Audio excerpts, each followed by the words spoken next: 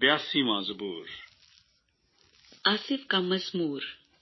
خدا کی جماعت میں خدا موجود ہے، وہ الہوں کے درمیان عدالت کرتا ہے۔ تم کب تک بے انصافی سے عدالت کرو گے اور شریروں کی طرفداری کرو گے؟